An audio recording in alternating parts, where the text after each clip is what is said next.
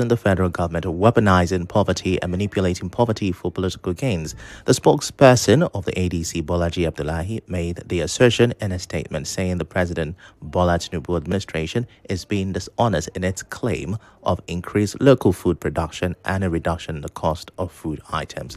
Meanwhile, the founder of ANAP Foundation and Stanbic IBTC Bank PLC Tedo Peterside has described the Independent National Electoral Commission INEC under its immediate past chairman Professor Mahmoud Yakubu as a national disgrace. Peterside made the remarks during an interview on Channels Television. He also criticized the Nigerian judiciary for failing to live up to expectations. Peterside is, however, pushing for an electoral reform that would shift the burden of proof to INEC. Mahmoud Yakubu concluded his tenure as INEC chairman on October 7 and was succeeded by Professor Joash Amobiton. In other news, President Bola Tinubu has pledged that his administration will support the Dangote refinery's planned expansion from 650,000 barrels per day to 1.4 million barrels per day. President Tinubu made the pledge on Monday at the 19th edition of the OTL Africa Downstream Conference and Exhibition in Lagos, represented by the Minister of State for Petroleum Resources Oil, Heineken Lobobiri. The president described the project as a game changer for Nigeria, West Africa, and the global energy market. He believes the refinery's expansion would not only boost Nigeria's self-sufficiency in refined products, but also strengthen energy supply across the continent. When the expansion is completed, the facility will become the largest refinery in the world, surpassing the Jamnagar refinery in India.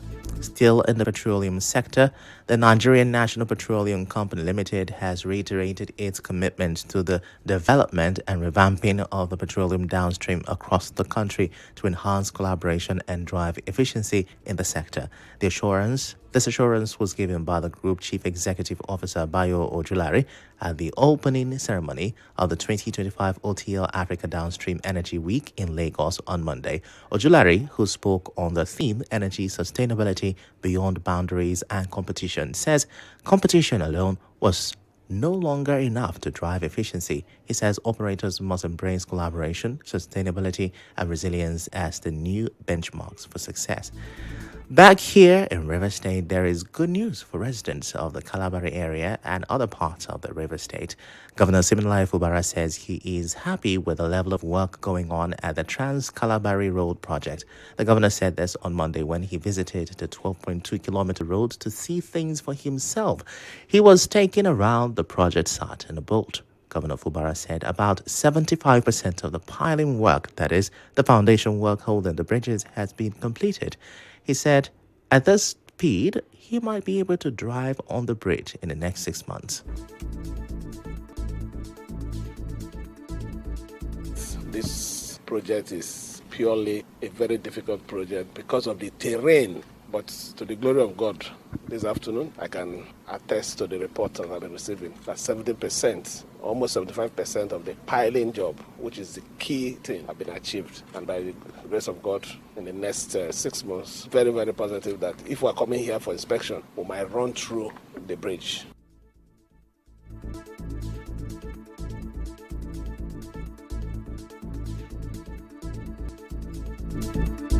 Governor Fubara said the project will bring great benefit to the Kalabari people once it is completed. The Trans-Kalabari Road project was awarded in May 2024 for over 222 billion naira. The government has already paid 30% of the money, and the project is being funded from the state-owned internally generated revenue. The road was planned to be finished in 32 months, but it is not yet clear if that time frame will remain or if any extra money will be added for the contractor. The Trans-Kalabari Road starts from NSS Pathfinder just after Mbodohia community and stretches to about 2 kilometers to Aka Base Road in Rumolumeni, Obiakmo local government area. It passes through swampy areas behind the Ignatius Ajuru University of Education, continues with several bridges, and links many communities all the way to Tombia town. While still on matters of governance, the River State government is taking a tougher stance on sanitation, this time at the Yam Zone Market in Idiebe. Now, it has warned that it will shut down the livestock section of the Yam Zone Market in Idiebe, Obiakwa local government area over poor sanitary conditions. The Director of Environmental Health and Safety in the Ministry of Environment, Wisdom Ogolo, gave traders and occupants 2 months to fix the problems or risk closure. Ogolo said if nothing improves after the deadline, especially the bad access road to the slaughter area and the lack of a proper sewage tank, the government will have no option but to close the market.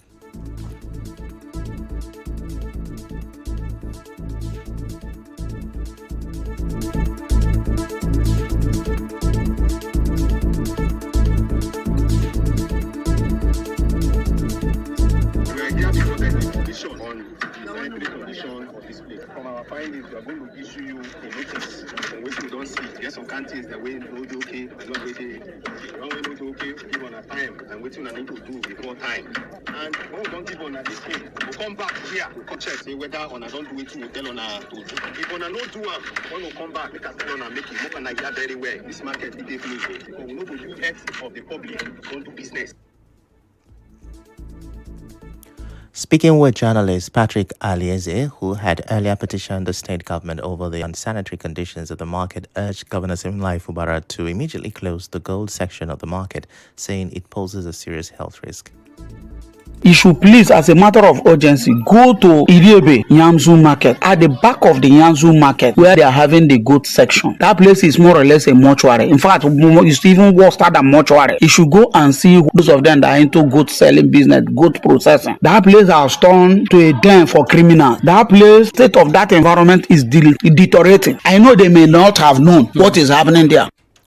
To national defense now. Reactions have continued to trail President Bola Tinubu's decision to sack the country's security chiefs. Security analyst Ifechukwu tells correspondent Emekotuka that the move shows the president wants to assert his authority and calm public fears of a possible coup. Wanogo said the situation has drawn unnecessary attention to the military and reminded the president of his duty to protect the nation. He also warned that the recent wave of military takeovers in parts of Africa could threaten Nigeria's democracy if not properly managed.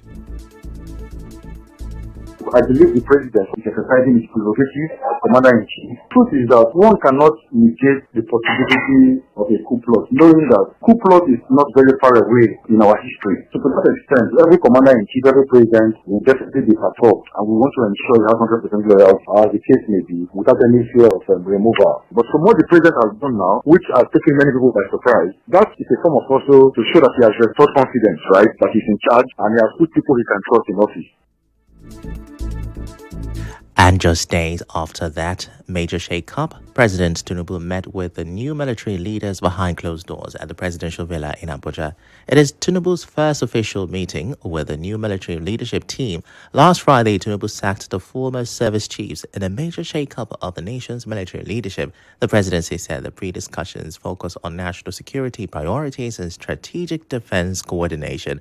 In a statement on X, spokesperson to President Tinubu, Sunday Dare, said some of those in attendance were the Chief of Defense Staff, General Olufemi Oluyede, the Chief of Air Staff, Air Vice Marshal Kelvin Anike, the Chief of Naval Staff, Rear Admiral Idi Abbas, the Chief of Defense Intelligence, Major General EAP Ujedie, and the Chief of Army Staff, Major General Waidi Shaibu.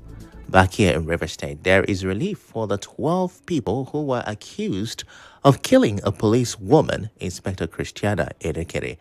A River State High Court in Port Harcourt on Monday set them free after saying they were not guilty of the crime. This ends the long court case that started on June 18, 2024. The judge, Justice Augusta Kingsley Chukwu, said the government lawyer could not prove that the 12 people truly planned or killed the policewoman. The judge also said the witnesses who spoke for the government gave stories that did not agree with each other, and the evidence they brought did not directly show that the 12 suspects were involved. The court added that the medical reports showed the policewoman may have died from other health problems like asthma and suffocation, not necessarily from any attack. Because of this, the judge ordered the government to pay 1 million naira each to the 12 people as compensation. Recall that late Inspector Christiana Erekere was said to have been killed on April 24, 2024.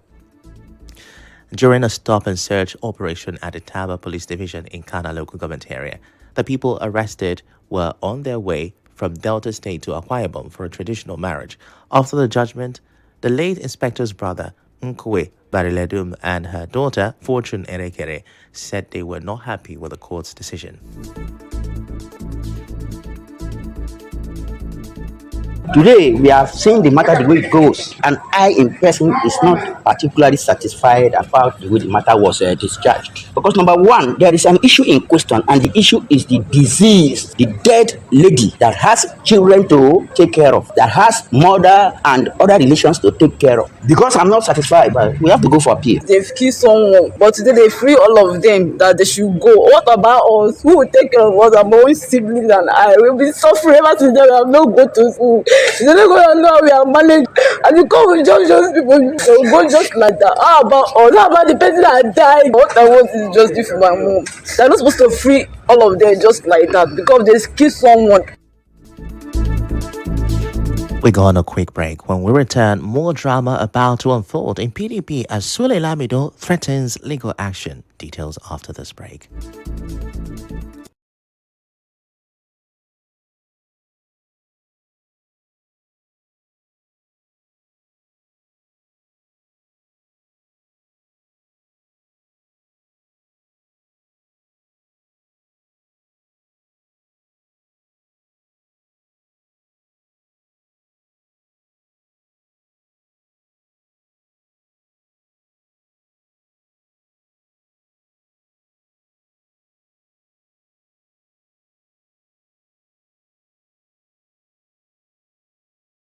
To purchase the nomination form for the national chairmanship position ahead of its upcoming national convention. Lamido was at the party's national secretariat in Abuja on Monday to obtain the nomination form, but was informed by the national secretary, Senator Samuel Anyanwu, and the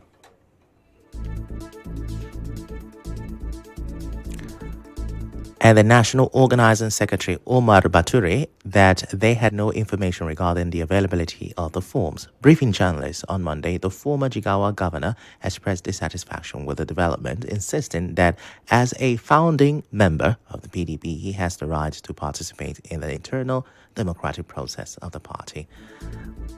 And now the political conversation continues. Back home in Rivers State, the political atmosphere remains heated as party factions continue to clash over leadership legitimacy.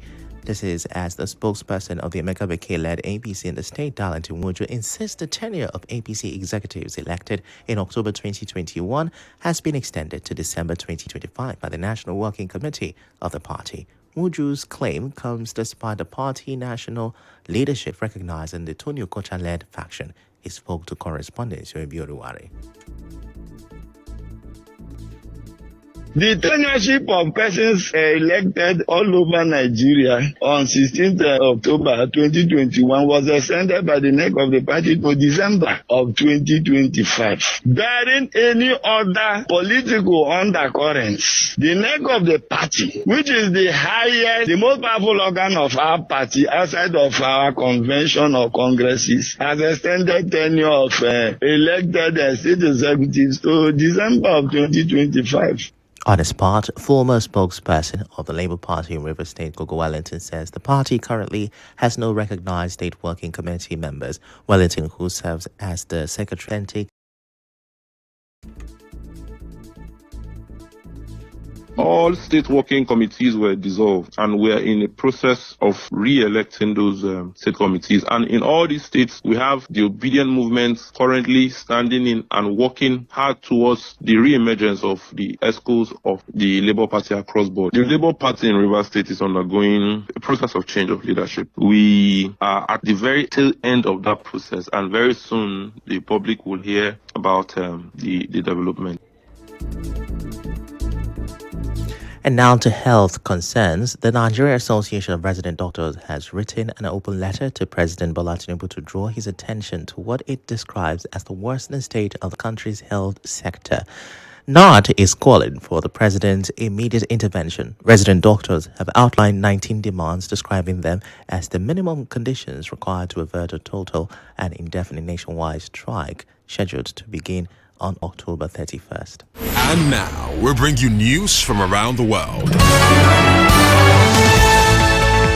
Sudan military has withdrawn from its last western stronghold of El Fasher. The military lost the city to the paramilitary Rapid Support Forces after it declared control of the area. Sudan's military chief, General Abdel Fattah al-Burhan, in a televised address said he had approved the withdrawal in response to the killing of civilians. The UN has raised the alarm over reports of atrocities committed by the RSF in recent days and has called for safe passage for trapped civilians, allegations the RSF have denied. The fall of El Fasher could mark a significant turning point in Sudan's civil war, which has killed tens of thousands and displaced nearly 12 million people since April 2023. We move straight to sports now. Lionel Messi says that he hopes to play for Argentina in next year's FIFA World Cup. Messi, however, says this would depend on the outcome of his physical condition after he undergoes assessment. The 38-year-old Inter Miami forward, who led Argentina to win the 2022 World Cup in Qatar, says he hopes to help his team defend their title at next year's tournament in North America, which will be hosted by the United States, Mexico, and Canada. Messi said this in an interview with NBC News. Well, that's a wrap on the news this afternoon. Before we go, let's have a look at the major stories. The ADC has accused the federal government of weaponizing poverty for political gains. We told you that President Bola Tinubu has held his first meeting with the new service chiefs. You also heard that court has acquitted 12 suspects in the murder trial of a female inspector in Rivers State. We told you also that former governor of Jigawa State, Sule Lamido, has threatened to sue the PDP for refusing to sell a chairmanship nomination form ahead of its national convention. And finally, on the foreign scene, you heard Sudanese military has lost a western stronghold city to armed civilians.